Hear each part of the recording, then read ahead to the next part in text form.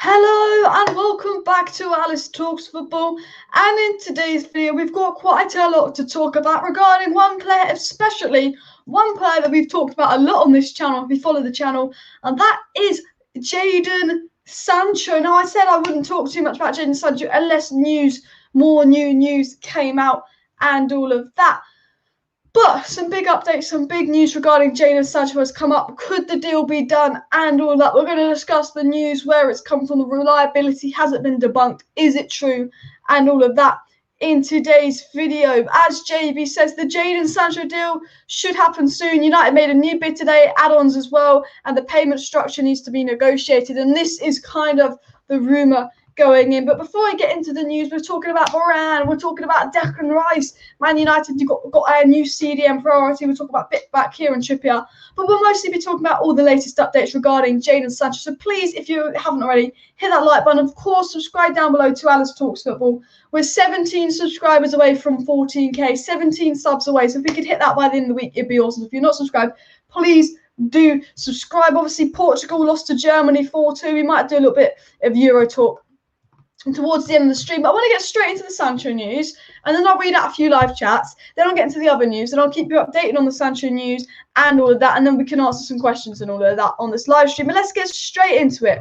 So a story came out this morning. It was from Sky Sports, and Sky Sports are quite reliable. Now, it came from Chef from Sky Sports, probably didn't pronounce it right, and he came out and tweeted that Manchester United have made an improved offer for Borussia Dortmund's Jadon Sancho, a bid in excess of 75 million with more upfront and willingness to pay add-ons and for all parties to get this deal done.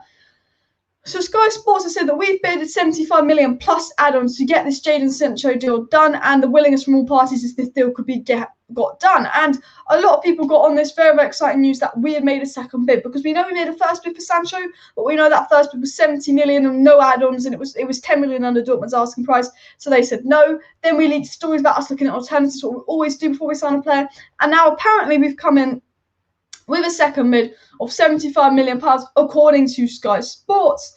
And they obviously want to get this deal done. Now, Jan tweeted this morning that a serious bid for Jadon Sancho from Manchester United is being considered by Borussia Dortmund.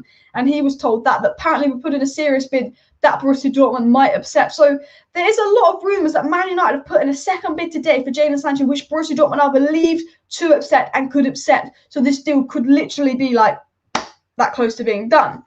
Sam Pilger, another journalist, said there's a significant progress on the Jadon Sancho deal to Manchester United. Lots has happened today. The deal is getting closer than ever. All parties want it to happen now as quick as possible. So we've been told there's a second bid. This deal is as quick as possible, and Dortmund are considering this second bid. And BVB Buzz was one of the first stories to come out today, and they also said that Borussia Dortmund have finally received an opening realistic bid for Jadon Sancho from Manchester United. So news came from Germany, news came from Sky that Man United had put in a second bid for Jadon Sancho, which is really, really interesting. And what we know on the timeline of Jadon Sancho is, and someone put this on Twitter, that we know on the 10th of June we put in our first official £60 million bid, according to Build, but on the 11th of the 6th, no bid had arrived, according to BVB Buzz. But on the 15th of June, apparently this 60 million offer was not a formal bid.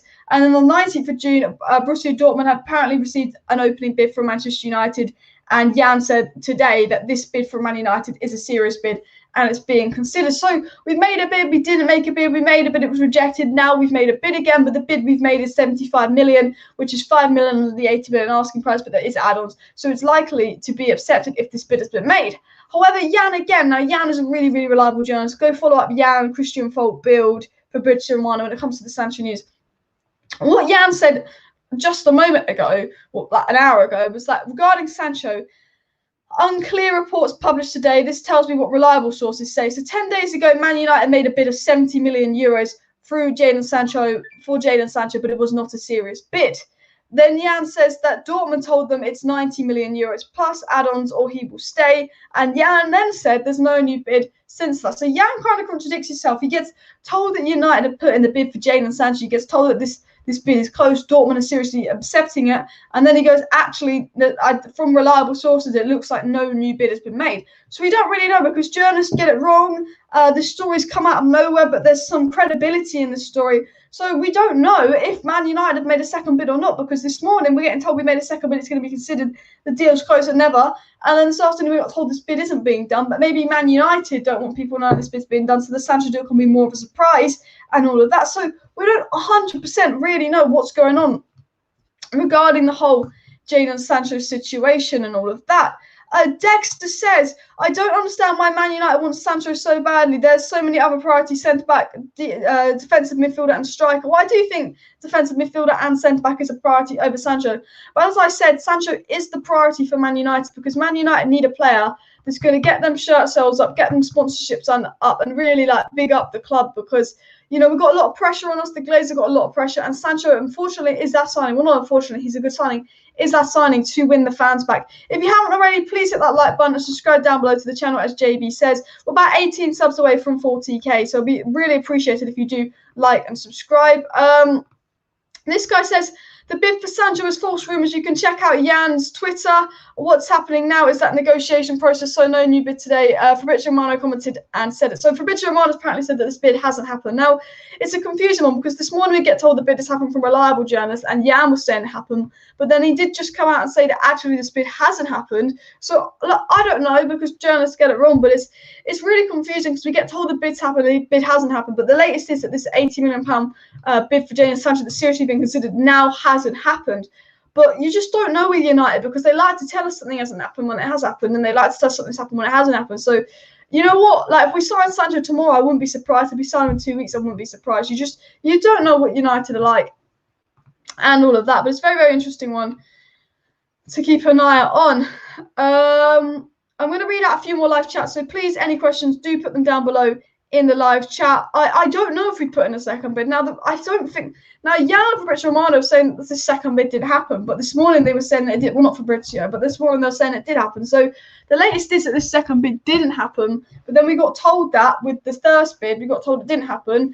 Then the next day it was confirmed that it did happen. So it's a very, very confusing situation. I hope this bid has happened. I really do, because I just want the Sancho deal to be done ASAP. I do not want to waste my time talking about Jadon Sancho. I talk about him way too much on this channel that, it's not the most fun. It's not the most fun thing to talk about anymore. Man United have completely sucked the life out of this deal. But what I do say is I just hope this Jadon Sancho deal is done sooner rather than later. I hope we don't drag it on to the end of the transfer window, because that's not going to be fun for any of us. What I do want to say is Jadon Sancho hasn't been used for England at all in the Euros, which is really, really disappointing. I was hoping him to play in the Euros, but Southgate's just playing such negative football. No subs, not giving players a chance like Sancho or Saka, barely giving Grealish a chance. He is a B-Tech Ole on Solskjaer, I feel like Southgate is. He really is. Honestly, I'm going to read out a few more live chats. This guy says, why some of our fans want Kane? We will be looking like England last night. No one's creating chances for Kane if he comes. Why is Sancho more important? He brings more creativity. Sancho's more important than Kane for Man United because he brings more creativity. Exactly what kind of you were saying. If Harry Kane was a Man United player, he'd look like what he was like the other night for England. Even if Dominic Calvert-Lewin started, even if Rashford started up front, even if Watkins started up front, or even if Greenwood started up front for England, they all would have been as bad as each other because Harry Kane got no service. The fact that Harry Kane hasn't registered a single shot in the Premier League, I don't think Harry Kane's fully to blame. A lot of people going at Harry Kane saying it's awful. I don't think Harry Kane's to blame. He's a striker. He needs service.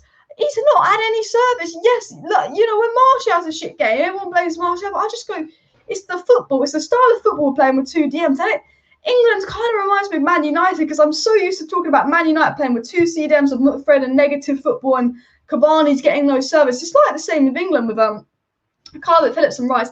And Rice the other day was awful. And, if Rice has a bad Euros, maybe his price is lower. That's the only positive regarding Declan Rice, I think. But look, I don't think it's Harry Kane's fault he had a bad game yesterday. Look, he wasn't good. But do you think if you started Dominic Calvert-Lewin or you started Watkins or you started Rashford or Green was in the Euros, do you think they would have got any more of the ball and scored a goal? No. Kane didn't have a chance to score the ball. There was one opportunity where Sterling had the ball in a good area, could have passed it into Rashford, then just ran in and dived to the box.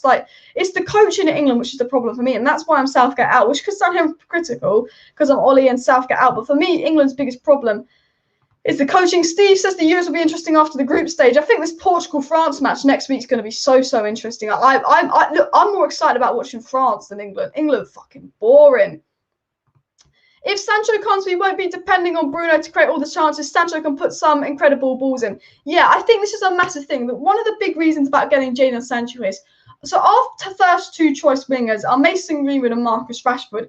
And Mason Greenwood and Marcus Rashford are wingers that like to cut in and they're more inside forward. Same with Martial when he plays on the wing.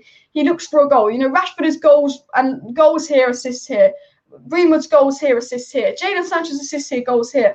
I think what we liked about Paul Pogba playing on the wing was Cavani got more service, because when you have two wingers that like to cut in and score and aren't really creative wingers, they're more inside forwards, and Rashford and Greenwood, you know, it did starve Martial Cavani of service who was playing up top. Didn't want it to be someone to say. And all the creativity was relied on Bruno. And if Pogba's playing really deep, you can't rely on him too much for creativity. But now you get Jadon Sancho, you've got a winger like Rashford that can cut in and score, but you've got a creative winger.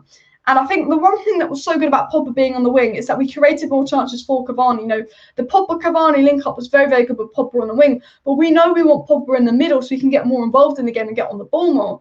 But then if you've got Rashford and Greenwood on the wing, yes, they're great wingers, but they're more inside forwards. I think the massive thing about getting Jadon Sancho deal over the line, again, is Jadon Sancho's a creative winger. And I think our biggest problem this season, apart from the midfield and defence, is struggling to break down teams and create chances. And against Villarreal, we really, really did struggle to break them down and create chances. And we were very, very poor against Villarreal.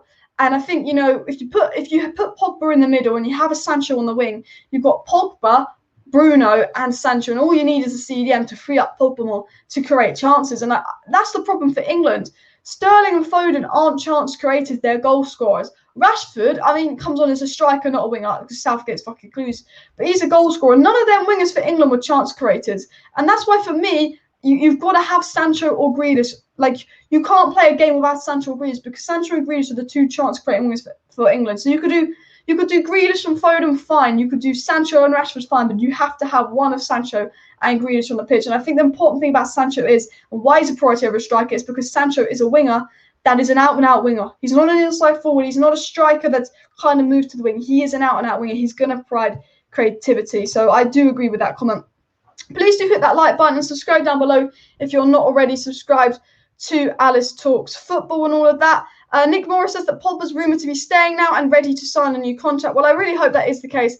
I'd absolutely love Paul Pogba to stay at Manchester United. But I think, I'd like Paul Pogba to stay, but I'd like us to sign a CDM, because I really would like to see that old Matic, Pogba, Bruno trio. That Matic can't do it again because Matic's fitness is very, very low. So I'd love to see Pogba back and stay at Manchester United, but I'd also like to see a CDM, Pogba and Bruno in the midfield. But if Pogba stays, I'll be really, really happy with that. But I think, as I've said time and time again on this channel, I think after the Euros we'll have a strong indication if Pogba will stay and go. What about a Varane second bid? Now, as I believe, Man United made a £50 million bid from Varane, but that's not been officially confirmed by Tier 1 journalists. It's come from Tier 2 journalists that United made a £50 million bid for Varane.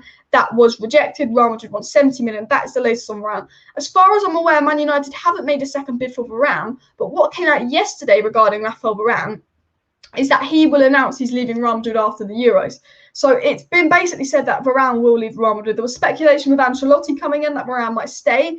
It's rumoured that Varane's leaving Real Madrid, and it's between Man United and PSG to wrap up Rafael Varane. So I'm sure we're putting another bid for Varane. If he's going to leave, you know, we've got to put in a bid. And look, I think we can get him for £50 million. I do. You know, he's got 1 year left on his contract. Real Madrid just lost Ramos on the free. They do not want to lose Varane on the free next summer. So I think we'll have to keep an eye on the Varane thing. But as far as I'm aware, we have not put a second bid in for Varane. Apparently, we put in a bid for Varane, a bid for Sal, a bid for Trippier, and a bid for Sancho. There's rumours that we've been put in a second bid for Sancho. However, those rumours apparently have been squashed, as far as I'm aware. But we do need to keep an eye on that, because you don't know if we put a second bid or not. But they look like to be squashed. But the Varane latest is no second bid as of now. Southgate doesn't have a clue what he's doing, says JB, and I agree. Southgate is a B-Tech Ollie. Someone put on my Twitter yesterday, Southgate is a B-Tech Ollie, but he has Mason Mount instead of Bruno Fernandes, because look, I'm Ollie in, but fucking hell, them Southgate tactics are worse than Ollie's. They're worse than Ollie's. At least Ollie knows Rashford's a winger and not a striker. Dexter Morgan says, when you are Man United, you can't play with Lindelof in defence and Fred and McTominay in your midfield. You must have higher standards, and I agree. Now, we have been linked. I'm actually going to read out another news story. Let me just quickly take a swig of my water. So if you have any questions for me, please do put them down below in the live chat. I'm going to try and read out as many questions as possible, but I'm actually going to get into another news story which kind of links to what Dexter's saying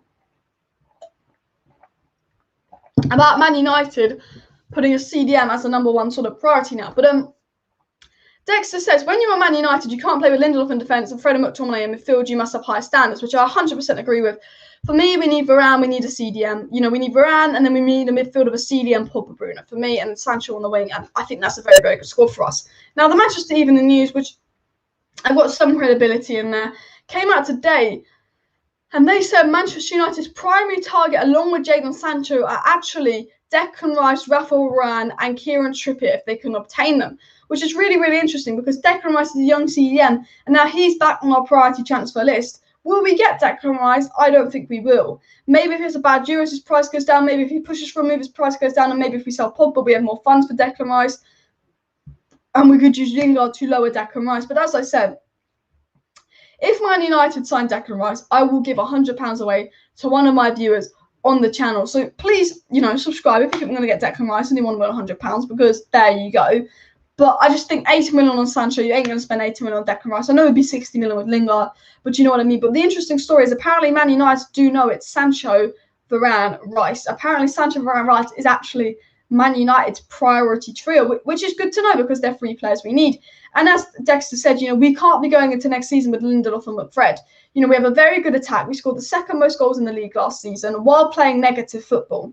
You've got to think, we scored the 2nd most goals last season when we played negative football for 88 minutes of pretty much every game. We got the 2nd most goals. The reason we play negative football is because we have McTominay, Fred, and then Lindelof's got no pace. You put a pacey centre-back next to Maguire, higher line. We have one out-and-out CDM and Pogba and Bruno. Pogba has that free run role. Bruno an attack, positive football. You think we'll be creating double the amount of chances with a good CDM and a good centre-back. Bear in mind, Sancho on the ring, the right wing creating chances, a creative winger. If you get a creative winger, CDM and a centre-back, Man United will be popping next season. They will be popping. They will be creating chances. They'll be playing better football and they'll score more goals.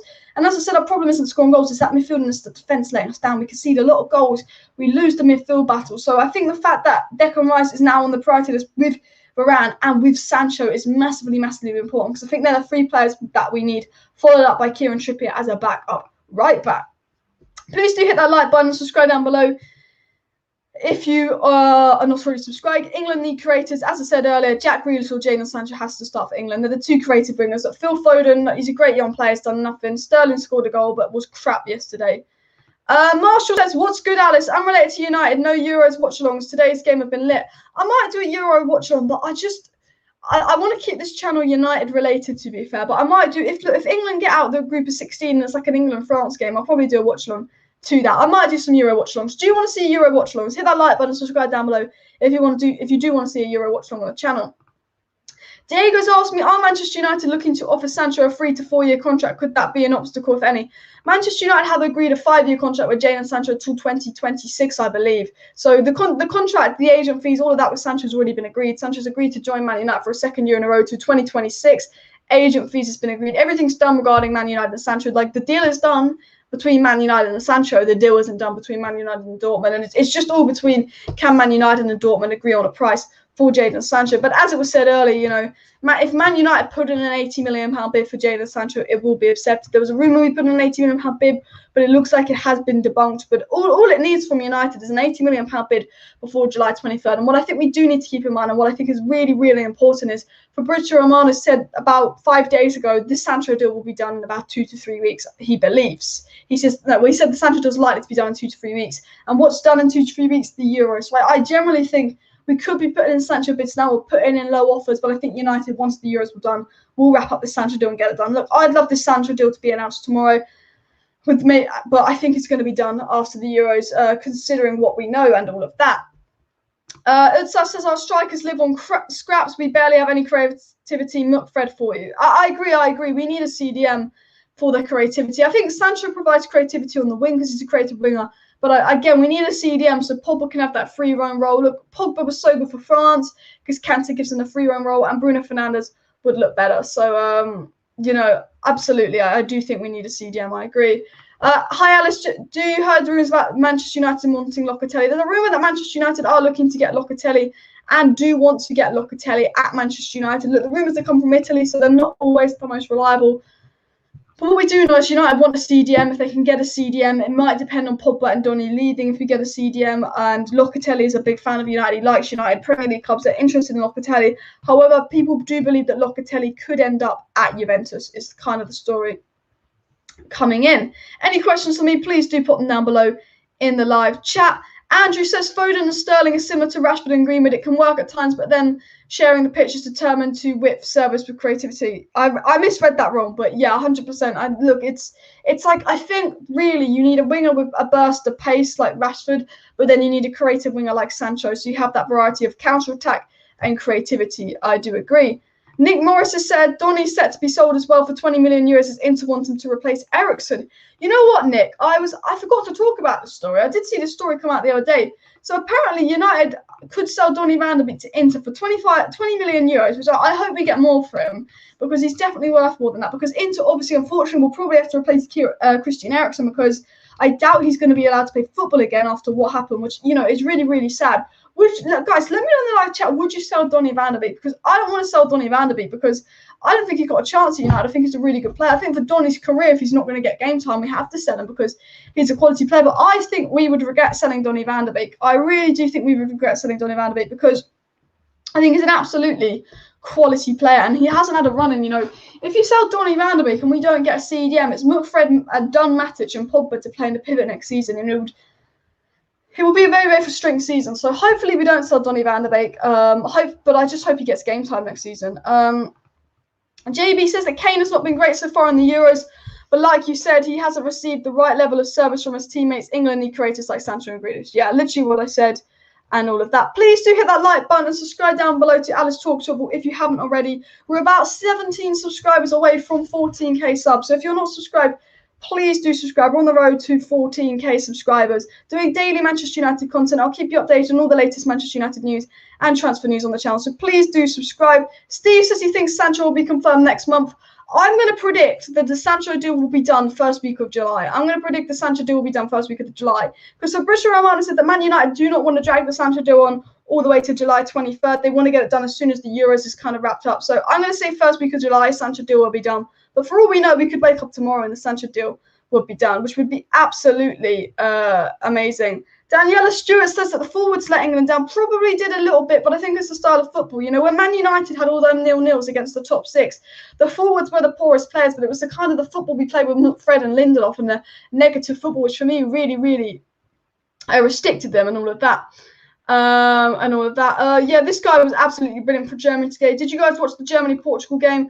Wasn't Bruno Fernandes' best game, but I tell you what, the Portugal defence, Ruben Diaz, he has not been the same since he met Martial at the Etihad. I tell you what, Ruben Diaz is a very, very good player. But Ruben Diaz is quite protected because Man City is so dominant on the ball and they have Rodri and Fernandinho to cover him. Ruben Diaz is quite a protected player.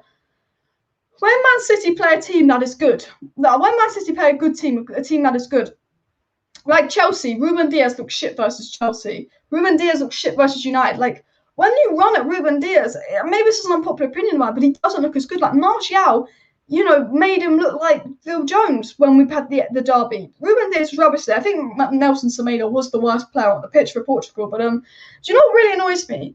Is that Portugal will concede 4 goals because Ruben Diaz, Nelson Semedo, Pepe, and Guerra had an absolute mare at the back. But they're only going to want to talk about Bruno Fernandes not showing up. They'll only talk about Bruno not showing up. They won't talk about that Diaz is conceded 4 goals because it's the United agenda. United agenda. I always sit down and think, really?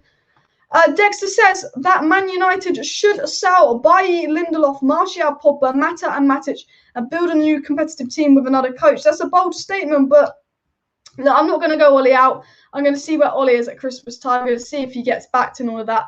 But I do agree with your thinking to an extent. I just think, you know, Man United need to get the deadwood out. We need to get some players in, but we also need to play a better style of football, which, to be honest, at the end of the day, that is on the manager. So solid point from you there, Dexter. Any questions you guys have, please do put them down below in the live chat. I'm going to try and answer as many questions as possible in the live chat and update you on all the latest Manchester United news. Dexter doesn't know if Varane will fit with Maguire. I think Varane will fit with Maguire because his pace, but you've got to remember Varane played a lot of his career next to Prime Ramos. So are we thinking Varane is better than he is because of the person he plays with? Because at the end of the day, Stones looks good because he plays with Diaz, but does Stones look as good when he plays with Otamendi? No, he does not. So you can question that and all of that. Southgate would not get a PL job if he was sacked tomorrow, and he is England manager. Shaking my head.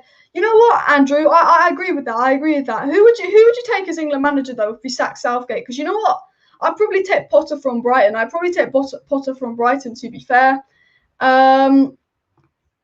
Sav says, I think selling Donny would be a huge blunder. He has barely played all year, which is why we haven't seen the best of him. Exactly. And you've also got to remember about Donny van de Beek is that the Eredivisie ended very, very early as well. They didn't come back after COVID, the Eredivisie. Ajax just got the title, bada bing, bada boom. So Donny's barely played football for a good year and a half, and a lot of it's on Ollie. And the reason when he plays, he's normally good, but a lot of the games you can see he's not matched up because he hasn't played. And for Donny's career, he needs to be getting games next season because even if he's a bench player, he could still get more minutes than what he got. Ollie would start, not Fred, after poor game after poor game after poor game in a row. Donny van de Beek is capable of playing more for Manchester United and should definitely start more for Manchester United. And I really hope that we don't ruin Donny's career. I want Donny to stay and I want him to get a lot of game time next season because for me, he should be in the team ahead of Fred and McTominay. From what I've seen this season, I think Donny is better than Fred and McTominay and all of that. We've got a comment here that says, I don't understand why Man United wants Trippier. Wan-Bissaka's not that bad. I think we just want Trippier as a backup option, like we brought Tellus for Luke Shaw. If you want my honest opinion, I don't think we're buying Trippier as a first choice. However, the rumour is we want Trippier so we can play Wan-Bissaka as a right-sided centre-back. But hopefully that's not the case because, look, I don't want to see Wan-Bissaka as a right-sided centre-back. For me, he's a right-back. His positioning is, as bad as it sounds, I think is too crap to be a right-sided centre-back. Please do subscribe to Alice Talks Football if you want to stay up to date on all the latest Manchester United news and transfer news throughout the transfer window. So please do subscribe if you want to stay up to date on everything. And of course, 17 subscribers away from the big 14K. So please do subscribe if you're not subscribed already. SHH says, having watched the Portugal game, we should buy Renato Sanchez if Pogba leaves. I didn't watch Renato Sanchez. Now, Renato Sanchez went to Bayern Munich when he was really, really young. He was this next younger kid, wonder kid, and United were in for him. But to be fair, I think Renato Sanchez went to Ligue 1. He looked better. Would I take Renato Sanchez? Probably yes. But I think I have people ahead of him as a Pogba replacement. Sancho says, come on, Borussia Dortmund, get my transfer done. Come on, United, make a good bid for Sancho. Honestly. Hi, Alice, do you think Scotland should have won? Yeah, Scotland were better than us. To be fair, look, Scotland had more of the big chances, but Scotland did more. So, and I think if you look at the players England had and you look at the players Scotland had the better game. And they shouldn't do because we've got the better players. So 100%, I do think that Scotland were the better team and probably deserved the win. I should do a watch-along for France-Portugal. I might do a watch-along for France-Portugal. If you do want to see that, smash that like button and subscribe down below. Nick Morris says, get a decent CDM. We can change to 4-3-3 with Pogba, Bruno in front of a CDM with Rashford, Cavani, Sancho up front. And I 100% agree with Nick Morris. And what I do have to say about the 4-3-3 is, you don't see Premier League winning sides and Champions League winning sides playing with two holding midfielders. You don't. If you want to win a Premier League and you want to win a Champions League, you've got to have one holding midfielder and expansive football. And I think it's really important that we do go back to a 4-3-3 because I don't think you can, unless you're Leicester and you hit teams on the break and you do really well, I don't think you can win the league with two CDMs, unless one of those CDMs is N'Golo Kante, possibly. But yeah.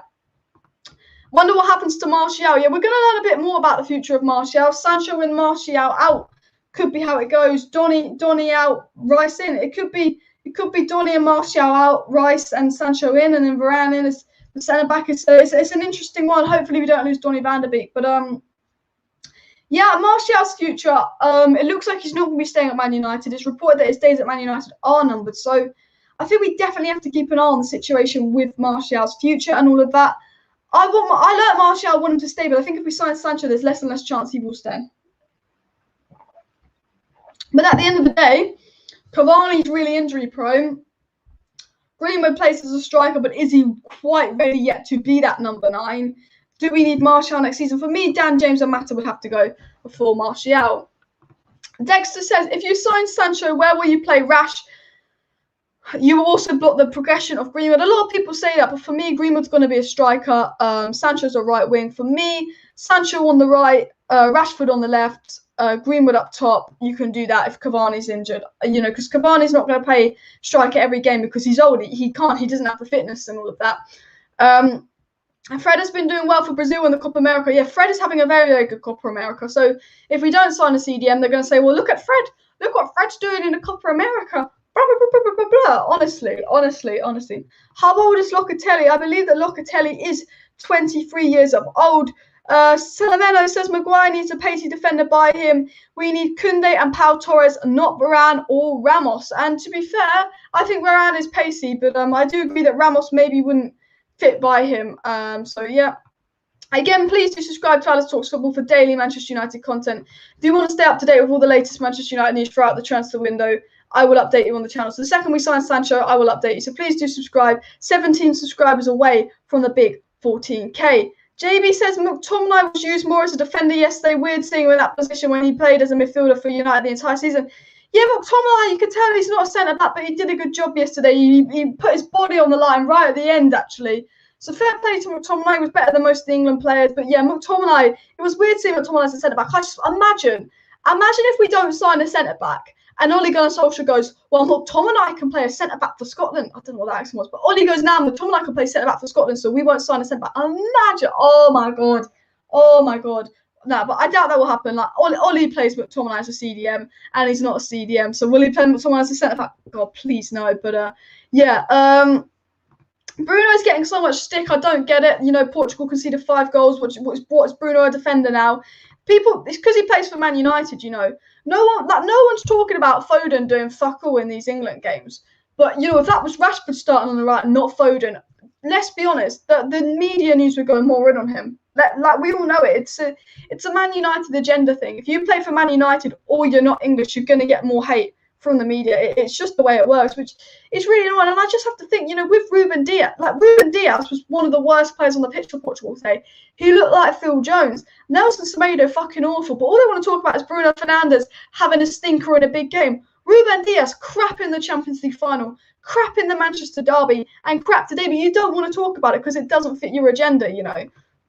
People don't want to talk about it. They only want to talk about Bruno Fernandes having a bad game because it fits that, the Bruno Fernandes, you know, Bruno haters. It's so pathetic. It's just people that don't watch football. Dexter says Man United need to get rid of Pogba. He will never perform regularly on one season. You can't rely on him. Do we get rid of Pogba or not? You know what? Everyone goes Pogba's so much better for France than Man United. And all I say about Paul Pogba is we're not getting the best out of Paul Pogba because he has to play with, not Fred. I tell you what, if you put Pogba next to Kante and Bruno, best midfield in the world. If you put Pogba next to a good CDM like Declan Rice or a good CDM like Wilfred and Ndidi, he would be one of the best midfielders in the world. But when you're playing Pogba with McTominay, who's not a CDM, he doesn't have that restriction or license to get forward. So to be fair to Paul Pogba, I think Man United aren't getting the best out of him. I think Ole isn't. I think the tactics aren't. So I don't think it's all on Paul Pogba. To be fair, look, he's inconsistent for United, but we know that we need Paul Pogba and Bruno Fernandes playing all our games. You know, Bruno and Pogba on the same pitch together is the best United you will see. Please do subscribe down below to Alice Talks Football if you're not already subscribed, and hit that like button for daily Manchester United content. We are 16 subscribers away from we're 15 subscribers away from 14K. We've got over 60 people watching, so please do subscribe if you're not subscribed, because we're 15 subs away from 14K, guys. 15, so please subscribe. When do you think Sancho will be official? I get asked this question a lot. Honestly, I wish I knew the answer to this. I tell you that. What I know about Jadon Sancho is, and what I get the hint of, is this deal could happen any day now, any minute now. Jadon Sancho could be a Man United player tomorrow. The deal could be done tomorrow. Jadon Sancho could be a Man United player next week. We know the deal's going to happen. It's a matter of when will this Jadon Sancho deal happen. And what Fabrizio Romano said last week is it will probably take 2 to 3 weeks. It will happen most likely in the next 2 to 3 weeks. So I think the second England get knocked out of the Euros, Jadon Sancho will be a United player, because what Man United want to do is, they want to announce Sancho with their kit. But if we sign Sancho now, we're not actually going to be able to announce Sancho till after the Euros. And all United care about is money, PR, clicks. And look, as Fabrizio Romano said, he expects the deal to happen in 2 to 3 weeks. So when England get knocked out of the Euros, I think we'll put in that bid that Dortmund will accept. So, because I think from the second we get the Fabrizio Romano, here we go. We know the Sancho deal's done. But United will want to announce the deal as soon as possible and announce their kit with Sancho together. So I generally think, the Sancho deal, I could be wrong, the Sancho deal could generally be done in the next week. Sancho could be a Man United player this time next week. But if I was going to put a prediction on it, I'm saying first week of July when England get knocked out of the Euros, possibly right at the end of June if we get knocked out even earlier. But I think right at the end of June, first week of July. I think that's when the Sancho deal will be done. Pete says that Greenwood can play up top through the middle, Sancho on the right, Rashford down the left. Yeah, exactly. If we need to rest Cavani, you've got that English front three of Greenwood, Sancho and Rashford. And I think a lot of people would like to see that. Very, very young front three. Have an average age of 21, 22, which would be absolutely amazing. Hi, Alice. Did you enjoy the game last night? Scotland should have won. Oh, England, so interesting to watch. England, brilliant last night. Southgate, best manager in the world. Oh, my God. What an interesting game. But, yeah. Scotland deserve to win. Any questions you guys have for me, please do put them down below in the live chat. If you have any questions you want me to answer regarding the Sancho news, Varane news, regarding Man United, my thoughts and opinions on anything, please do put them down below in the live chat. And of course, subscribe down below and share this video. We're going to skip down and read a few more live chats. So let's have a look. Would you rather play Pogba with Matic or McFred? Pogba with Matic, even though Matic is done. I get a few people asking me to collab with Mark Goldbridge. Well, if he wants to come on the channel, he can, but I don't think he knows who I am. But I would love to get him on the channel, to be fair. Matic to stay and Donny to go. Oh my, guys. If United give Mata and Matic new contracts and they sell Donny van der Beek, that says it all. This is the problem with our club. One of the biggest problems with Man United is, look, I love Mata and Matic, but they need to go. You know, Matic can't play more than 60 minutes. Mata is done. You get Sancho. If Sancho gets injured, let's use Diallo, not Mata. Mata and Matic need to go. Realistically, Tom and Fred aren't good enough. But what Man United will do is they'll let Donny go, they'll let Pogba go, but they'll keep Matic, they'll keep Mata, they keep all this deadwood.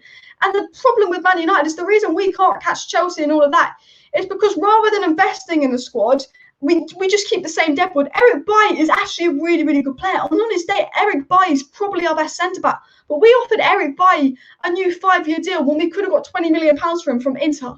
You know what? I love Eric Bailly, but if Eric Bailly is being benched by Lindelof or Ole Gunnar Solskjaer, all Eric Bailly is going to do is gobble up wages, sit on the bench, and play the odd game as rotation. We could have got £20 million for Eric Bailly, and that would have gone in the transfer budget. We can get rid of Mata, we can get rid of Matic, and we can free up more room for Donny van der Beek, a young player, the future. Matic and Mata are not the futures, they're done. Donny van der Beek, the future that's only going to get better, and get a CDM. But United was so poor. We're so poor in the transfer market. Phil Jones got a new contract 2 years ago, and it absolutely kills me. Alternatives for Declan Rice. Now, it's believed that Declan Rice is Manchester United's CDM priority, but possible alternatives out there would be Sakaria, 1 year left on his deal. In the Bundesliga, could be very, very cheap. Obviously, Locatelli, who is playing more of a box-to-box for Italy, by the way. He could be a possible alternative. Suma's gone, Cooper Miners is gone, maybe Kessie, maybe Basuma, possibly Sandro Tonali. Maybe you could try for Ndidi, now Leicester got Sumer. But to be fair, there's not many alternatives that stick out, but I'd probably say Sakaria and Locatelli are the two stick-out alternatives for Declan Rice. And the fact that we're going to spend 80 million on Jadon Sancho and we want to get Varane for 50 million means that if we want a CDM, they've realistically got to be 40 million max. So I think Sakaria would be the cheap alternative for Declan Rice. Guys, if you're watching and you're not subscribed to Alice Talks Football, please do subscribe because I do daily Manchester United live streams on the channel. So if you want to stay up to date with all the latest Manchester United news and transfer news, make sure you subscribe down below because the minute the Sancho deal is announced, it's done. Here we go, I'll be loved. The second the Sancho deal is done, there'll be a video on the channel to let you guys know. The second we sign a player, I'll do a video to let you know. The second we're close to signing a player, I'll do a video to let you know. Any relevant news, I'll do a video to let you know. And again, we're 8 subscribers away from 14k. 8 subs away, so subscribe if you're not subscribed because we've got 80 people watching. So if 8 of you subscribe, we'll hit 14k subs. So that would be awesome. Alice, is it possible for Jesse to return next season? We seriously need him as we can put pressure on Bruno and Donny as we're not going for a cam this season, but we need a CDM. But I get your point, but for Jesse Lingard's career, he needs to leave Man United. I love Jesse Lingard. He's a brilliant player, and I was so happy to see him play well at West Ham. But if he comes back to Man United, he's going to get the Donny van der Beek treatment. He's barely going to play, and when he does play, he's going to have to play with not Fred behind him, and he's not going to get the best out of him. So for Jesse's career, you have to let him go. You can get 20 million for him. And Jesse, I have to class him as deadwood.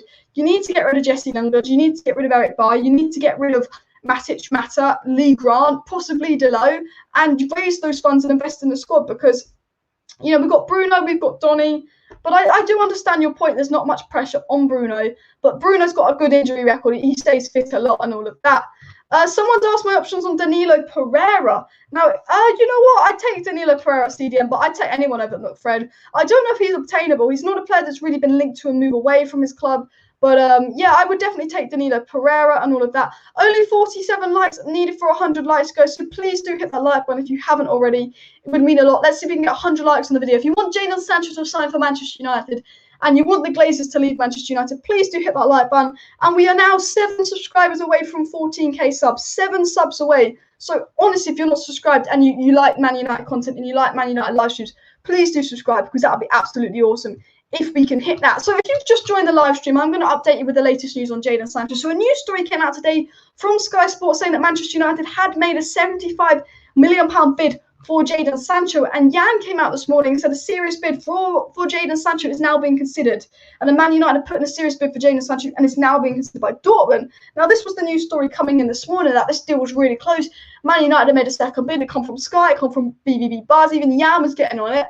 But the latest news that's coming now is that actually Man United have not made a second bid for Sancho. Jan says there's rumours and the reports are unclear, but he said from all the reliable journalists he knows that Man United have not made a new bid since we made the €70 million bid for him about a week and a bit ago. So the latest is that Manchester United have actually not put in a bid for Jadon Sancho regarding the Sancho news. But as I said in my yesterday's live stream, as I said earlier today, I think Jadon Sancho will join when the Euros is done. We will get Jadon Sancho. We've agreed personal terms with him. If we weren't going to sign Jadon Sancho, we wouldn't have agreed personal terms with him 2 years in a row, knowing how much he was going to cost us. Like, we know that we can afford him. We know he's £80 million. We know we can pay the money. We know we're going to get Sancho. I think it's just a matter of when we get Sancho. And I think United just want this deal to be done as soon as the Euros are done, so they can make the most out of the Sancho, revealing Sancho and the PR and the social media clips. Because if we sign Sancho right now and here we go, in 2 weeks' time when the Euro's done, we announce Sancho, that hype's gone down. And because United care about hype, media clicks, money, I think this Sancho deal, as Fabrizio Romano said, could be done in about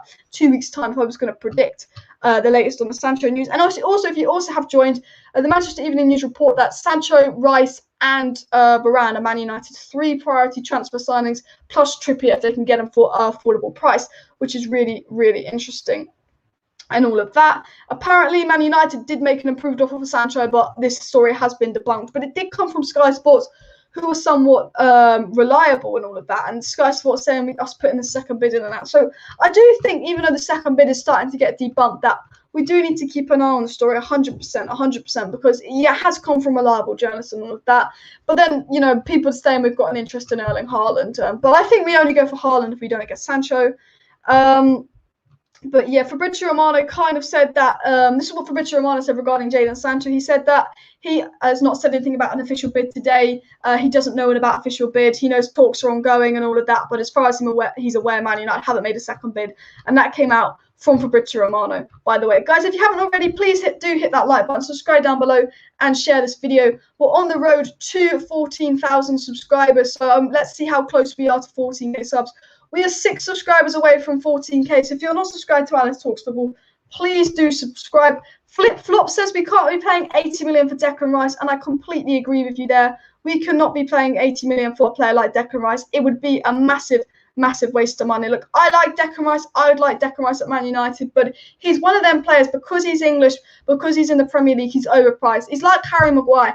He's a good player. He's a player that would improve us, but you don't want to spend more than 50 million for him. He has that 30 million added on for him for English tax. So I completely agree with that. We shouldn't be, and hopefully we won't be spending that much money on a player like Declan Rice. And I do like Declan Rice, but yeah, I absolutely agree with your comment there about Declan Rice. Any comments you have for me, please do put them down below in the live chat.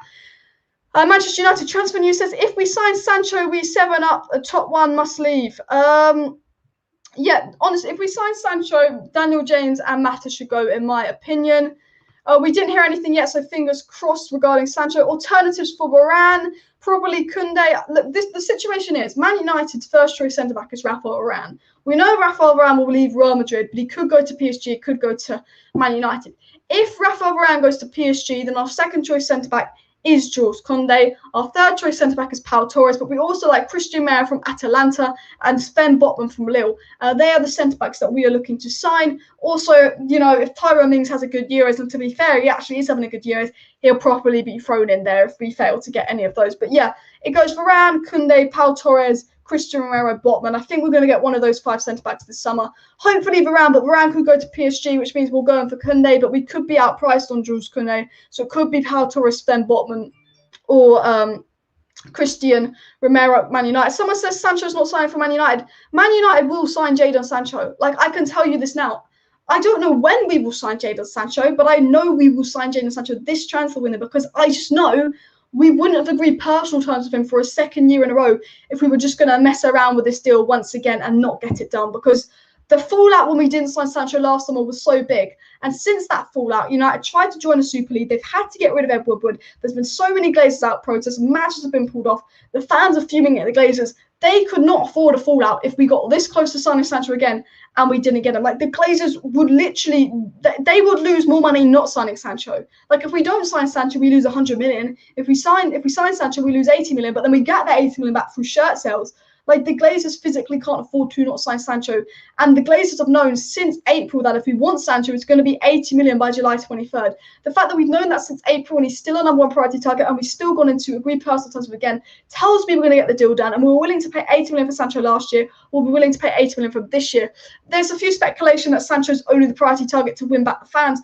But I tell you what, the reason I'm so confident the Sancho deal will happen is this ain't like Rafinha or some, smaller signing. This is Jadon Sancho. Jadon Sancho, Jack Grealish, Harry Kane, they're signings that would win fans back, and that's why the Glazers are in for Sancho over a CDM, over a centre-back, because I think any other circumstance, any other people that run the club, Declan Rice would probably be number one priority. But why is Jadon Sancho number one priority when it's so clear we need a CDM and a centre-back more? Because we need a signing that's going to win back the fans, and that is Jadon Sancho. So for me, the Jadon Sancho deal will happen. We know that it's very, very close. We know that everyone believes this deal is going to happen. All the reliable journalists say they would be surprised if it didn't happen from what they know. And Fabrizio Romano said this deal was very, very likely to happen, but probably in 2 weeks' time. What we do know is that this deal will probably be done after the Euros. There's a chance it could be done before the Euros. There's a chance that, Chelsea could spend 150 million on Haaland, Dortmund then up Sancho's price tag to 100 million. United won't pay it and we don't get him. But I believe the Sancho deal will happen personally for those reasons. Please do hit that like button if you haven't already. And subscribe down below to Alice Talks Football. We're 5 subscribers away from 14k, guys. 5 subs away. So if you're not subscribed, subscribe. 5 subscribers away from 14k. I do daily Manchester United content on the channel. I'm doing live streams every day throughout the transfer window to keep you up to date on all the latest Manchester United news. So if you want to stay up to date on the latest United news, please do subscribe to Alice Talks Football and all of that. Any questions you have for me, please do put them down below in the live chat. I'm going to try and answer as many questions as possible in the live chat. So please do put them down below. We're talking about Declan Rice asking price being 90 million. So the rumour is that Man United really want Declan Rice. We want Sancho, we want Varane, we want Declan Rice. Declan Rice is now a priority for Manchester United. The CDM is now a priority for Manchester United. This is the story coming in from the Manchester Evening News. Could be a PR spin and all of that, but then Declan Rice kind of had a shocker for England yesterday, so would it be a PR spin being linked in today? Who really knows? The problem with Declan Rice is he's 90 million. You throw in Lingard, he's 60 million. If we're going to spend 80 million on Sancho, which we will, and 50 million on Varane, there's no way United would spend 60 million on Declan Rice. So unless Paul Pogba leaves and unless Donny van der Beek leaves, which Fabrizio Romano said, I don't think United will be signing a CDM unless one of our midfielder leaves. And I don't think Declan Rice will be the CDM United sign. If Man United do sign Declan Rice, I've said this, I will give £100 away on this channel if we sign Declan Rice, because I'd be shocked. As much as I like Declan Rice, I'd be shocked if we sign him. So if we do sign Declan Rice, I'll give £100 away. So if you think we're going to sign Declan Rice, you might as well subscribe, because you could win £100. But I don't think we're going to get Declan Rice. His asking price is way too much. I think if you get Lingard to lower it down, if Declan Rice pushes for a move and he wants Man United, you could probably get him for 50 million plus Lingard, which is okay. But I think Declan Rice would be way, way too expensive for us. Andrew says they have sucked the life out of the Sancho deal like they always do with big signings. I'll be happy when we get him, but the excitement does not last 12 months. Exactly. Man United want to make as much excitement and noise around the Sancho deal. The reason we're getting the Sancho deal done after the Euros is so we can announce Sancho as soon as we know the deal's done. Because obviously Fabrizio Romano will tell us the deal is done before Man United announce it. And I'll go live before United announce it to tell you the deal is done. But United don't want Fabrizio Romano to announce the deal is done this week, but they can't announce it for 2 weeks. And I think that's why we're delaying the deal. But also, United have been dragging out the Sancho deal for so long, and they think because if they drag out the Sancho deal and they leak some stories that it's not going to happen and try and get hopes down and then announce that he's done, it's going to increase hype. You know what would have been brilliant? We lose to Villarreal, but the next day you announce Sancho. That would have been fucking brilliant. But no, United are sucking the noise out of the Sancho deal. They're sucking the life out of the Sancho deal. But it happens. The cycle with Man United and transfers is we did this with Bruno Fernandes. We did this with Harry Maguire. Any transfer that's going to be over £50 million, we go in for them. We get linked to them for 6 months. We get linked to them for at least 6 months, at least a year, and we go in for them. And we put a bid that's way under. And then we say we're not going to get them. And we release all these stories by English journalists that we're looking at alternatives because they're too expensive. We then get scared that we could actually just lose the player we want because we're messing around with it. Then we go and sign them. Bruno Fernandes has been linked to him for over a year. We go in from at the start of January. It looks really close at the start of January. Then mid-January, nothing's happened. We're nearly 20 days into January. Nothing's happened with Bruno Fernandes. We're getting told we're looking at other players because Bruno's going to cost too much. Then all of a sudden, they leak the story that Barcelona could get Bruno. Boom, we go and pay the money. And that's what United do. That's the cycle of us in transfers. And that is what we will do. And we're sucking the life out of this Sancho deal. And we're leaking stories that we might get Coman, we might get Dembele, and all of that, just to see what we can get out of this Sancho deal, just to see if we can drag it on. But it's just stupid from United. It's just stupid. You just have to get this Sancho deal done. It's not hard, Man United. Just get this Sancho deal done. You've been working on the deal for over a year, Yuck. You could have got it done before the Euros, but we like to do this cycle of dragging deals on and all that. We're one subscriber away from 14K, one subscriber away from 14K. So please do subscribe if you're not already subscribed. Looks like we're going to hit 14K by the end of the stream. One sub away, and all of that. Any questions you have for me, please do put them down below in the live chat. I'm going to try and read out as many questions as I can down below in the live chat. So put them down below while I take a quick cigar at all. This guy says we're getting Sancho 100%, no doubt about it. Look, I think we're going to get Sancho, as I said, because the Glazers cannot afford to not get this signing done. Sancho is doing another year at Dortmund. Stop giving fans false hope. I just think the Glazers can't afford to not sign Sancho. And look, if Sancho does another year at Dortmund, he will then have 1 year left on his deal. Dortmund will lose Haaland because his release clause comes into place. And Dortmund will either have to risk Sancho leaving on a free or losing Sancho for cheap next year. And they don't want to lose Sancho and Haaland in the same window. So Dortmund know they kind of have to sell Sancho this window as well. So unless Haaland goes this window for hundreds of millions, I think the Sancho deal will happen. United can't pull out of this. They're too deep in it. There's too much pressure. Do you know what I mean? Glazers out if we cannot sign Varane, Koundé, or Laporte. I agree. If we end up with our third, fifth, if we end up with Ben White or Tyrone Mings, Glazers out. Sancho's a good signing. But we can't let us signing Sancho distract us from the fact that we also need a CDM, we also need a centre-back. I'll be happy when we sign Sancho. My main happiness about signing Sancho is that I don't have to talk about Sancho every fucking night because this deal has been dragged on. It sucked the life out of the deal. I think that's the best bit of signing Sancho is not having to talk about it. But as soon as we get Sancho, we need to focus on Varane or Koundé, and we need to focus on a CDM. I 100% agree and all of that.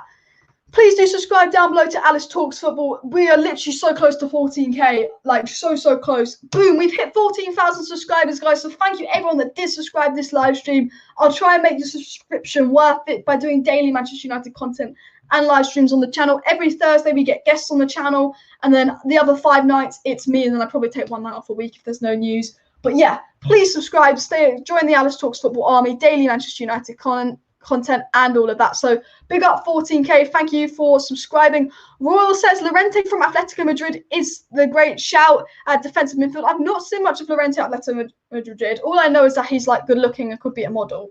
I won't lie, which sounds like the most girly thing to say, but I'd probably take him because I like the look of him. But I don't really watch him. I won't lie about that. Alice, is the Sancho deal done? Someone spam me with that in the chat. The Sancho deal is not done. We are dragging it out, but the Sancho deal is this close to being done. We were the 90% club last season. We were the 90% club last season. We're now the 95% club. We were 90% Sancho last season. We're now 95% Sancho this season, edging 99. We're now the 95% club regarding Jadon Sancho. 95% done. We need to make big decisions this summer. United need to just get a centre-back, get a CDM, and get Sancho done. And probably a backup right-back, but you don't want to spend more than 20 million on a backup right-back. And I said this before, Kieran Trippier apparently is going to cost us 30 million. If we've let Suma, a CDM who won League Earn, go to Leicester for £20 million, and Cooper Mine is a good young CDM, go to Atalanta for £20 million, but we're willing to spend £30 million on a backup right-back in Kieran Trippier, then it really gives you questions over the board and how good they will be.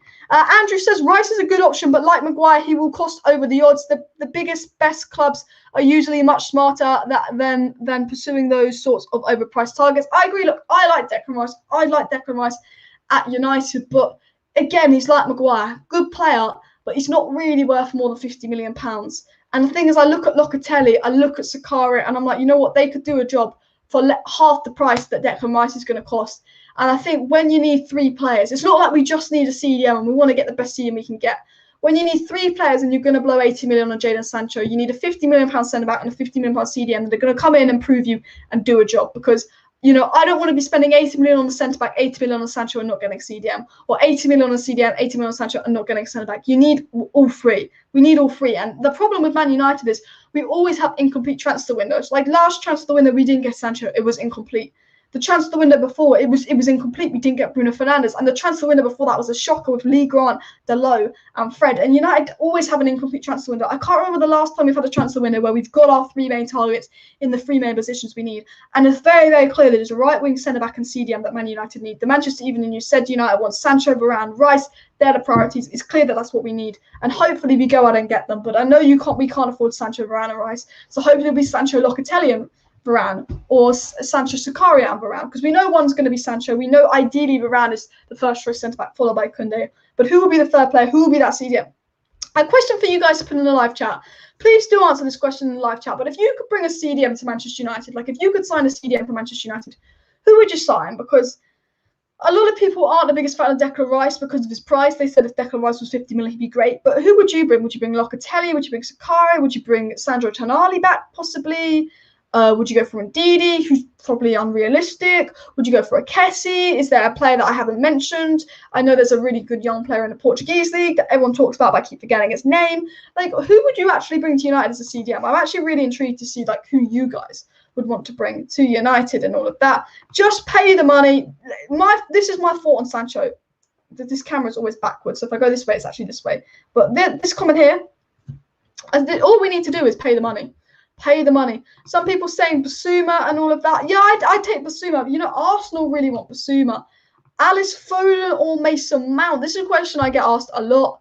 Honestly, I think Foden ability-wise is probably more of a quality player, but I think Mason Mount brings more to England and more to Chelsea than Foden does to City and England. I think Mason Mount is more of a team player. I think Mason Mount is a good team player.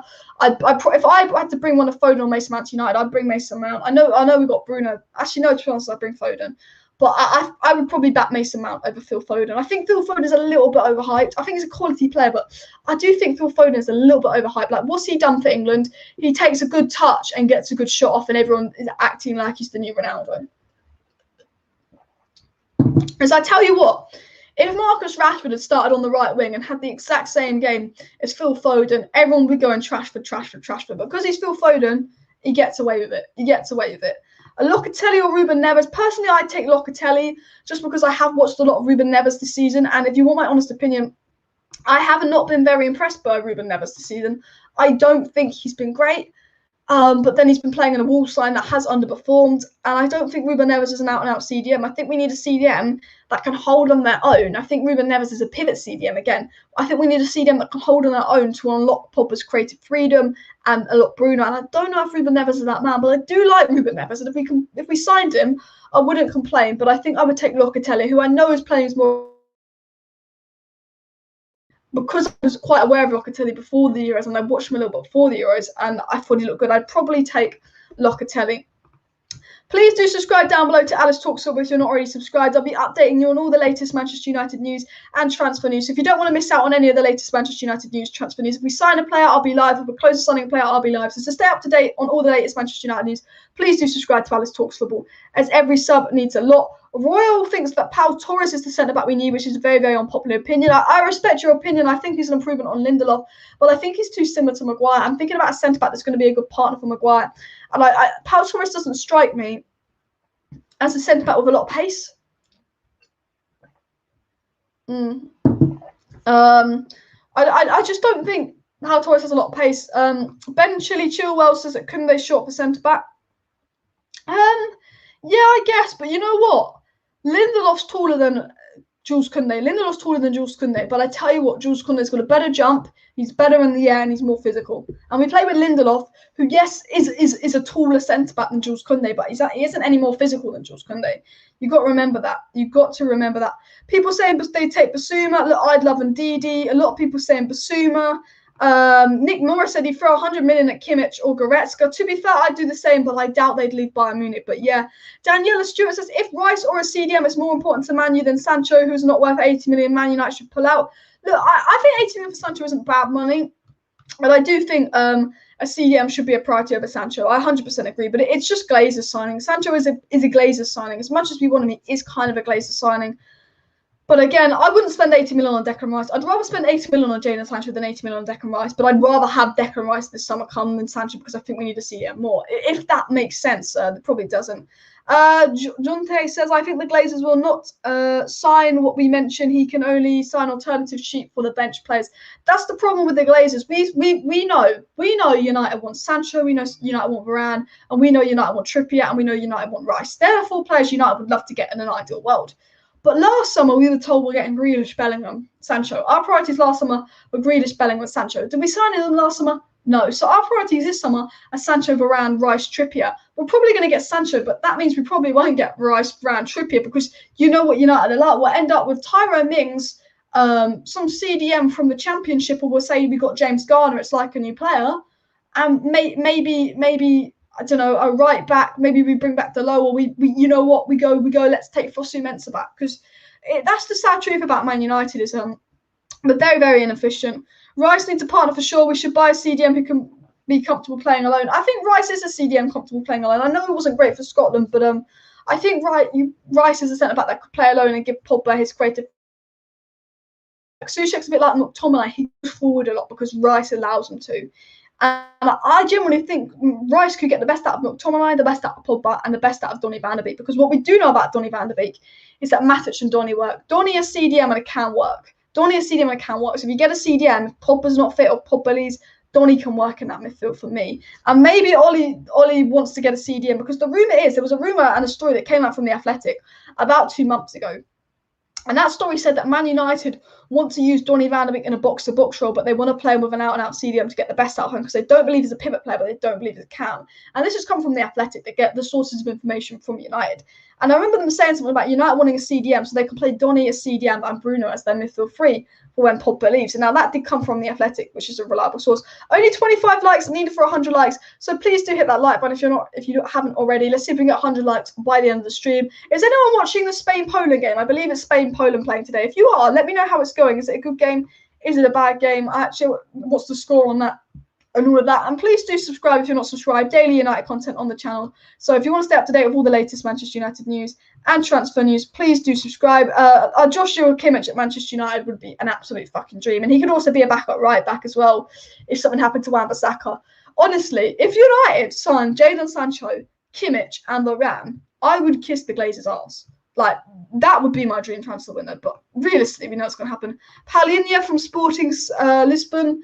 You mentioned him a lot, to be fair. I don't know much about him, that's why I don't talk about him. But I definitely need to look into him at some point and all of that. If we get linked to him, I'll definitely do a lot of research on him. Alice, who do you think will win the Premier League next season? Probably City or Chelsea. Hopefully not Liverpool. I want Chelsea. If it's not United, realistically, let's go for Chelsea because we don't want City or Liverpool winning it. But, it's going to be between City, Liverpool or Chelsea. If we signed Declan Rice, Jadon Sancho, Rafael Varane, I say we could. But I am Ollie in. But there's a part of me that doesn't believe we'd ever win a Premier League under Ole Gunnar Solskjaer because his decision-making is so shit. We're in a Europa League final against a shit bit away outside and the subs he made questionable, took Pogba off. We're 0-0 in all these games and he won't make subs, he won't change it. I don't know if Ollie could win a Premier League, but I am Ollie in. Maybe because we just got back-to-back top four. And you know what? If there was a manager out there to replace Ole Gunnar Solskjaer, who would you go for? Because who would be your ideal replacement for Ollie? Let's say Ollie isn't doing a good job by Christmas. And, we've got, if you've seen the fixture list, we've got an awful October and early November. Awful run in October, early November. Who would you actually replace Ole Gunnar Solskjaer with? I'd actually quite like to know. I like the look at the Ajax manager, Eric. Nagelsmann's going to go. There's a lot of managers out there that are gone. Poch is gone. Who would you take? I'm thinking Ajax manager. Donny might actually play then because I don't know why Ole isn't playing. Donny. Lindelof is a centre-back who hates defending. Yeah, exactly. I said this before. Someone on TikTok went out there and goes, Lindelof, or Lindelof as we call him, is a defender that hates defending. He runs away from the ball. He's not physical. He's not quick. He's scared. It's true. It's true. Like, I'm not anti-Lindelof, but yeah. Nick Morris says Lindelof looks better in a back three for Sweden than a back four for United. Yeah, a lot of centre-backs do look better in a back three. Look at Chelsea's centre-backs. Not very good in a back four. They look much better now. But I don't like playing with a back three. I'm not a big fan of a back three or back five unless you make it work. Like Tuchel, Ollie's was too negative because he would play a back five, but then he'd also play Matic and Fred. Like, you're mad. And bench Pogba. Like, I mean, we could see 3 goals to Leipzig. But you know what? Like, when we played the back five versus PSG, Tuanzebe looked good, Lindelof looked good, and Luke Shaw looked good, all 3 centre-backs. I do think a lot of centre-backs do look better in a back five. Spain are 1-0 up and all of that. Some people saying they go for Conte. Someone says they go for Zidane. I think Conte is a lot what people would like to replace him. I would not want Nuno to replace Ollie. He's such a boring manager. Honestly, Nuno's just a BTEC Jose. Trust me. England played badly yesterday, but France worse today. How were France bad? Because apparently France just didn't take their chances. Because I didn't actually watch the France game. I watched the Portugal game. France versus Hungary. But England were bad, but England didn't create any chances. Apparently Griezmann did miss a sitter for France today, but I didn't actually watch the France game. But you know what? A game I'm really looking forward to is France-Portugal. I think France-Portugal is a game that really, really excites me and all of that. But I'm just having a look. I'm trying to look at the match stats for France FC, but I can't see it. Please do subscribe down below to Alice Talks Football if you're not already subscribed.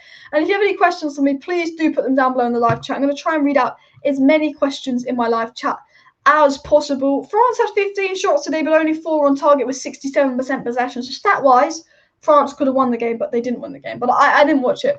Steve says he'd take Frank de Boer. Ollie did play a 5-back against PSG, and it did work. But you do that on Mbappe and Neymar. I don't know why he played a 5-back against Leipzig. It didn't work. You know, the blame when we got knocked out the Champions League to Leipzig, that was on Ollie. But do you know what the worst part was? Do you know what the worst part of getting knocked out of the Champions League was? It was more the fact that I just go back to that Istanbul game when Istanbul had Dembaba and all these rejects and all these shit players up top and had the shittest team ever, Istanbul. But we lost 2-1 to them because of our shit defending on a corner. And I always look back at that. I always look back at that and go, you know what? We can blame the Leipzig loss, and the Leipzig loss was on Ollie. But that Istanbul game, when we turned our attention off at a corner, for me, was the worst of Man United I'd seen. Was that Istanbul game was the worst I had seen about Man United. Absolutely. Just honestly, I can't even talk about it. It was absolutely awful, wasn't it? Apparently Morata's missed a sitter for Spain. That's what people are saying. But he's scored for Spain. And Morata's like Werner, he can't finish. What is it about Chelsea that it's like Chelsea buy a good striker and all of a sudden they can't finish? Torres, Morata, Werner. I don't know. Chelsea's like a striker's curse, honestly. Honestly, any questions you have, please do put them down below in the live chat. I'm going to try and answer as many live chats as possible. Yeah, we lost to Istanbul back a If Conte won't get transfer targets, he would leave. It will 100% happen at Man United. I think the reason Conte left Inter Milan, even after winning the league, is because the Inter Milan bosses, they just wanted to sell players and not buy his targets and make money from it. Whereas Conte was like, no, I don't want you selling my best players and not buying my targets. So I think the thing about Conte is it'll be hard for United to sign because you've got to think, like, Glazers aren't going to back him. The Glazers, has there been a manager that the Glazers have backed? Tell me the last time a Glazers backed a manager, because I can't think. Maybe that one window when we got Lukaku and Pogba, but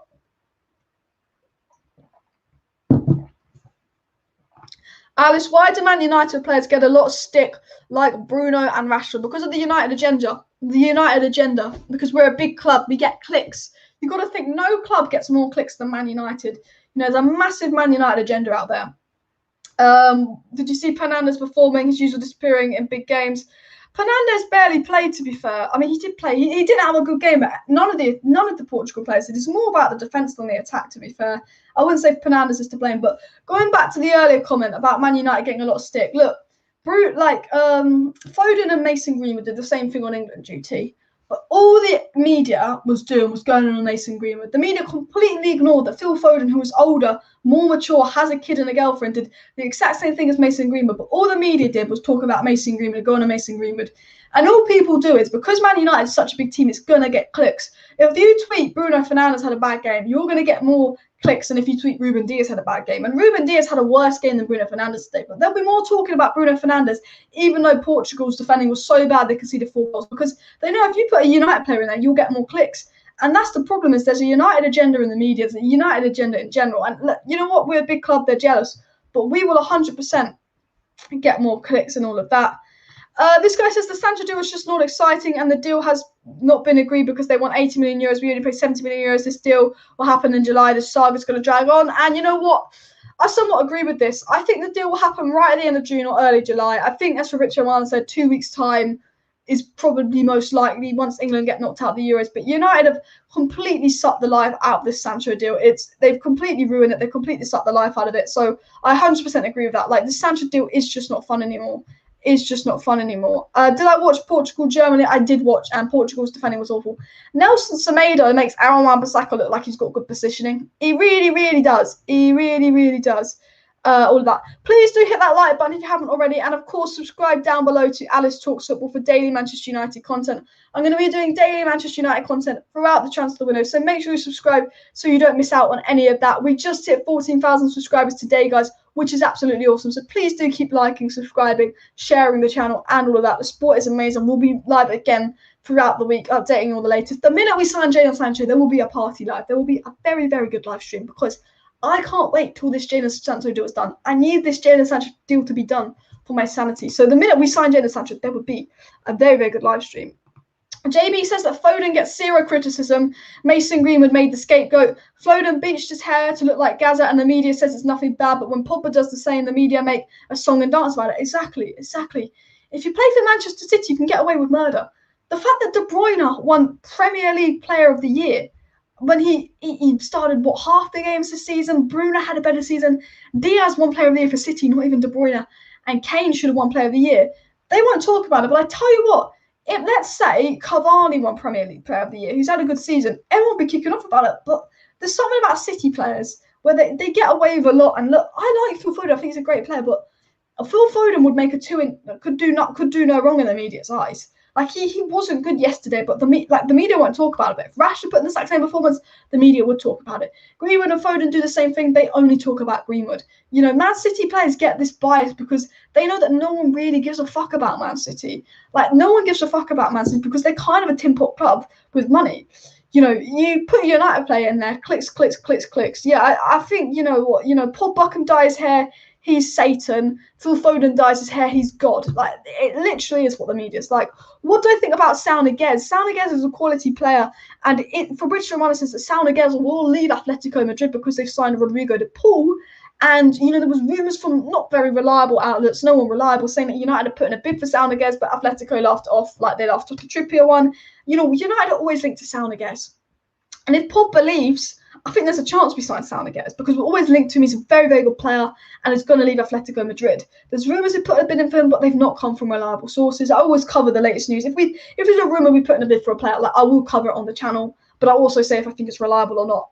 I covered the Saúl Ñíguez bid. I said it's not reliable. I covered the Sancho bid. I said it was reliable. You know what I mean? But I would take him. I think he's a good player. I think if we lost Pogba, I'd take him. I know he's not an out-and-out CDM, but he's such a good player that, if he's available and if we want him, I'd get him. I'd get Saúl Ñíguez at United. I would. Is Sancho the only player in the world? I'm pissed off with this Sancho's transfer saga. Honestly, it feels like Sancho's the only player in the world. Man United are basically recreating the Rihanna song, and they're just going to be like, "I'm gonna make you feel like Sancho's the only player in the world." Man United might as well make a song about it. Make a Rihanna cover called that, because that is United. For all we know, Sancho's the only football player in the whole world because of this deal, and everyone's battling for him, and no one can sign him. It's absolutely annoying. Diaz was poor, completely exposed, and the media compared him to Vidic and Ferdinand. Exactly. Martial has sat Diaz down. Chelsea have sat Diaz down twice. Diaz is a good centre-back, but he has a lot of protection. When you run at Diaz, he does not look that good when attack runs at them. When United ran at the City defence, Martial, that City defence looked crap. We could have scored 4 goals. Chelsea have made City's defence look crap on 3 occasions, and Germany today made Portugal's defence look crap. Yeah.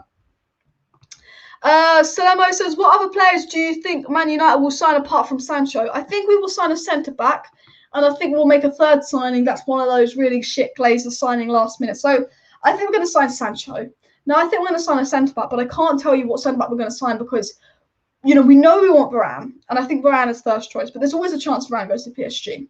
So if I think we don't get Varane, we'll go for Koundé, but he could go to Real Madrid, he could go to Chelsea, possibly Pau Torres. We don't get Pau Torres, we're left with Sven Botman and Christian Romero. And I'm going to take a guess. And if I get a spawn, I'm a genius, come back. I did predict a year ago that we'd signed Donny van de Beek. Like, I predicted we'd signed Donny van de Beek a month before we signed it because I said we ain't getting Jack Grealish. I did predict that. So maybe my predictions are good. Probably not. I'm going to say Sancho. I'm going to say Sven Botman. And I'm going to say a backup right back. But I can't put my name on it. I don't think we'll get Max Aarons. I don't think we're going to get Trippier for being outpriced on him.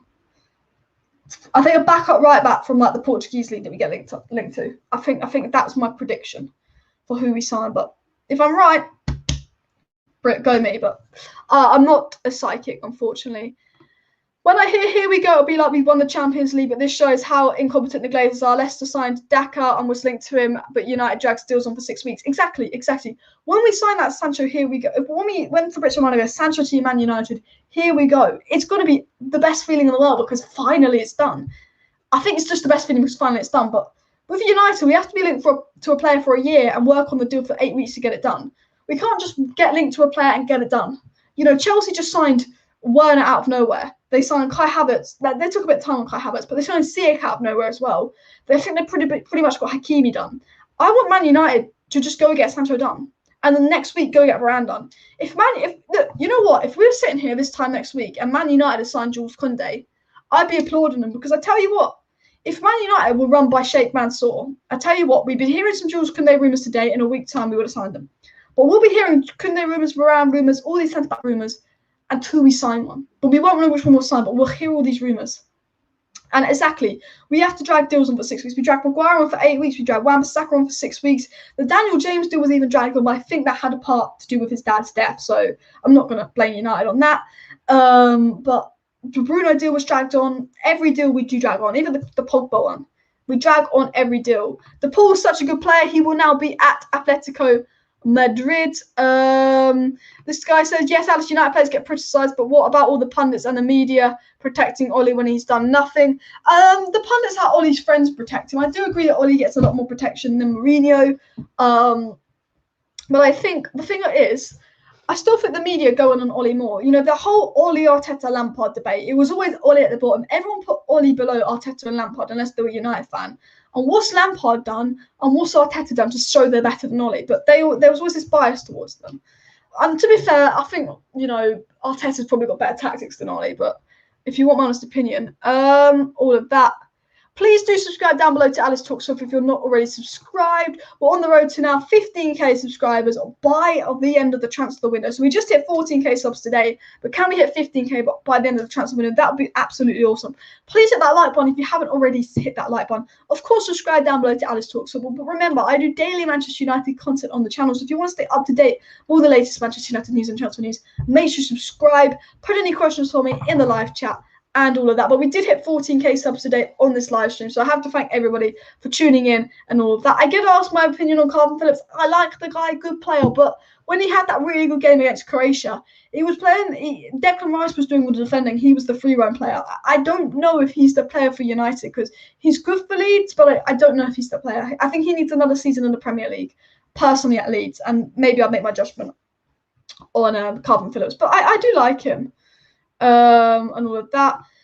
JB says no one cares what happens in Calvin Phillips' personal life. Exactly, I don't care. We only care about what he does on the pitch for England in the Euros. The media didn't need to mention all those things about him. Yeah, I don't care what Calvin Phillips does in his personal life. I don't even care what Man United players do in their personal life. I don't care if Rashford has a girlfriend or Rashford breaks up with his girlfriend. I could not give a shit. I really couldn't. I couldn't tell you which football players have girlfriends or which football players have kids because all I care about is how good they're on the pitch. No one cares. For all, you know what? If Bruno Fernandes is off doing drugs every weekend, but he's performing brilliant for Man United, I don't care. Honestly, like no one cares.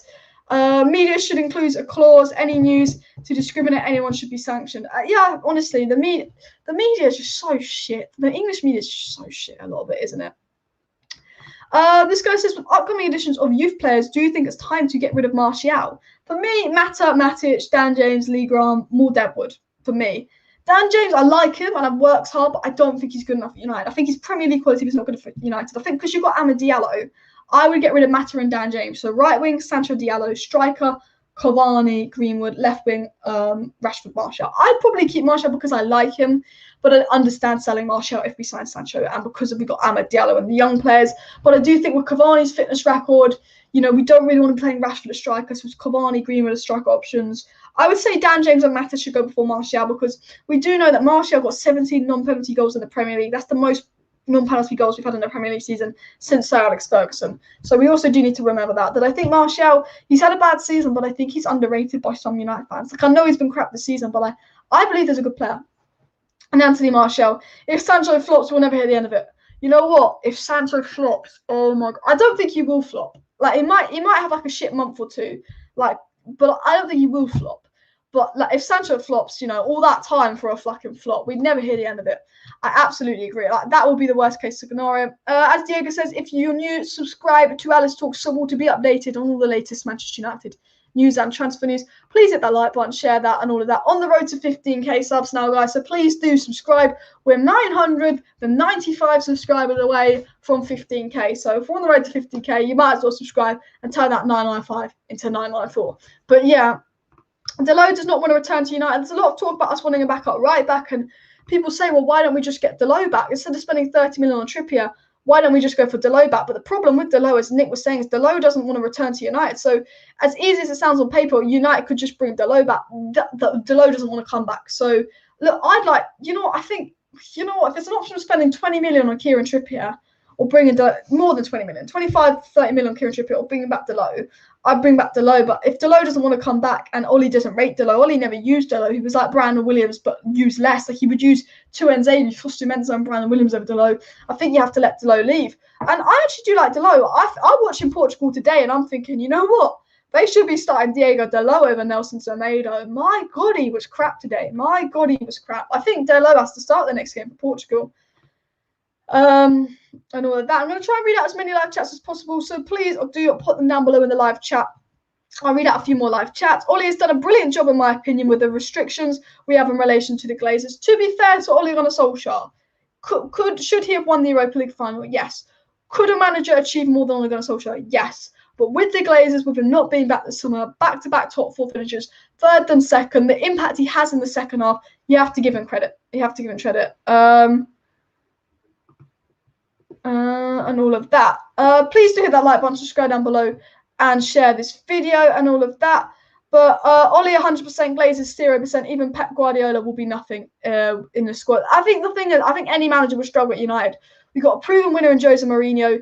It didn't work. Louis van Gaal didn't work. He's won a lot. He's experienced. Moyes, who was doing a good job at Everton, doing a good job at West Ham, didn't work. And Ole Gunnar Solskjaer, a lot of people think it doesn't work. So to be fair, I think it's really, like, even if you get Pep Guardiola, yes, he could probably do a better job than Ole Gunnar Solskjaer. Yes, we have some good players. But I think unless you're Sir Alex Ferguson, there's no manager out there that I could think could win anything under the Glazers. I think, you know what, if the Glazers back, Ollie, they get us Sancho, they get us centre-back, they get us a CDM, I think a Pep Guardiola or a top manager could win us the league. Will Ole Gunnar Solskjaer win us the league with that? I don't know. But I'd have to honestly keep an eye on that. I'd have to keep an eye on that. But yeah. Only 10 likes needed for 100 likes. So let's try and hit 100 likes before the end of the stream. So if you have not hit that like button, you might as well hit that like button and all of that. Souness should be banned from TV. He goes after a player like Pogba all the time. He's a racist. He probably is. I can't stand Graham Souness because he just talks crap. He was against the Super League, but then he was saying the Man United protests were wrong and the Glazers had done nothing wrong. Souness is just thick. He's got agendas, and he's just I could not stand Graham Souness. Honestly, I could not stand him. Ahmad free kick goal was Ronaldo-esque class. There's so much class in Amad Diallo, and that's why I say you can't give Mata a new contract. Because if you're signing Sancho, why give Juan Mata a new contract? Why? You've signed Sancho. You've got Amad Diallo that looks more exciting than Mata. I like Juan Mata, but if I've got a choice of subbing on Juan Mata or subbing on Amad Diallo, I'm going to sub on Diallo because I know what Mata's about. Diallo he looked good. He looks classy. He's had 2 starts for United. He's had a goal and assist. He should have got a second assist because Dan James fluffed this weird chance. But yeah. Let me have a look. What shirt number do you reckon Sancho will wear? There's a rumour that they're going to try and take Cavani off the 7 and give it to Sancho and all of that. Smarty says, smash the like, guys. We're very close to 100 likes. We are very, very close to 100 likes. Let's see if we can get 100 likes before the end of the stream. Starlaw says he hopes Martial goes to Madrid. He's done at United. Cash in on him. If we can get 40 million, 50 million for Martial and we sign Sancho, I'd take it. But I actually do like Martial. Alice, have you heard what Jan said? Well, Jan said earlier that there was some Sancho bid, and then he said this Sancho bid hadn't happened. I don't know if he said anything else. Let me check my phone. He has not said anything else regarding Sancho, but what Jan has said is there was all these reports that we put a bid in for Sancho, but then later on he's just said, like, all the reliable sources are telling me that United haven't put in a second bid for Sancho. So we got told this morning a second bid was in for Sancho, and then Jan confirms this afternoon that actually there probably hasn't been a second bid for Sancho and all of that. Hey Alice, if you had the option, would you buy Foden and Jason Mount to replace Bruno and Pogba? Probably not. I would probably take, I don't know. Bruno and Pogba are like irreplaceable in my opinion. They are. I don't know who I'd replace them with. I'd bring like Kimmich. I know Pogba's a bit more attacking. Kimmich, Grealish, Miller's old. For me, Bruno and Pogba are just like, Bruno is irreplaceable at Man United. Like, Kevin De Bruyne is the only player that I think could do a better job. For me, but I do rate Foden and Mount, and I'd definitely take one of them. I don't think I'd buy them both to replace Bruno and Pogba, but I'd probably take one to be fair. Bruno, yes, he did have a good game today, but he wasn't one of the worst players on the pitch. This guy says, as much as I'm Ollie out, I feel like we had a cancer for 8 years and every manager has failed. So no matter what medication we use, cancer will always be here. I think that's the thing. Look, I don't think Ollie's done the best job at United, but I'm Ollie in because I just think back-to-back top 4 under the Glazers. I'll take it. I know we don't want to be Arsenal, where top 4 is all we care about. We want to win leagues. But for me, the Glazers, well, unless you get the Glazers out, we're never going to be the team we used to be. And that's the sad truth. Will United take 7 from Cavani, give it to Sancho, and take 9 from Martial and give it to Cavani, then we sell Martial? Possibly. I could see that happening, to be fair. Possibly. Alice, can you talk a lot about the female team of Presley, Lauren James, and Christian Perez? I would, but I don't really watch much of them. Like, I watched a little bit of them this season, at the start of the season, when they were doing quite well, but I don't have the best knowledge on the women's team. I know Lauren James is Reece James' sister, but I should watch more of the women's team. I haven't actually watched much of them this season, so, but I'll probably talk a little bit more about them and stuff, because I will follow them a little bit more. This guy says, Ramita says, by selling Martial 45 million, Donny van de Beek 30 million, plus Lingard 25 million, Delo 15 million, and James 20 million, Pereira 10 million, that's 150 million minimum, and we can sign not only Sancho. If United went about their business correctly, we could sell players, but have you noticed, when we buy players, we always have to overprice the players. What's wrong with me? We always pay too much for a player, 80 million for Maguire, but when we sell players, we undersell and we overbuy, because I feel like they know we're so shit at negotiating that, like, we could put, like, if Man City were selling Lingard, they get 30 million, but we'd probably get 20 million because we're United, because we undersell and we overbuy players. But I think if you have someone efficient, you have someone good, and we didn't give some of these players such ridiculous wages, I think we could do that. Chelsea ladies rule. Well, Chelsea ladies, I think, are the best ladies team in England, I believe, and all of that. Apparently, we haven't made a Sancho bid now. We got told this morning from Sky Sports we made a Sancho bid. A few reliable outlets said we made a Sancho bid. Jan was on it, and then Jan this evening, about 5-6 o'clock, said, actually, you know what, we haven't made a Sancho bid. So apparently we haven't made a Sancho bid. It's just a rumour, but you never know. Keep an eye on it, and all of that. Oh, it's 1-1 between Poland and Spain. Lewandowski has scored and all of that. So that's an interesting game going on. But guys, I am going to end the live stream here. So thank you everybody for tuning into the live stream. We've been live for normally an hour and a half, and I don't like to be live for more than an hour and a half. I like to keep it to 45 minutes to an hour and a half. So the time scale for my live streams, so I feel like otherwise they go on for too long. But please, if you're not subscribed to Alice Talks Football, please do subscribe. 995 subscribers away from 15k, so let's try and hit 15k by the end of the transfer window. That would be absolutely awesome. So please subscribe if you want to stay up to date on all the latest Manchester United news. Of course, hit that like button. Thanks everyone for tuning in. I'll update you with some more Manchester United news tomorrow. See you later. Bye.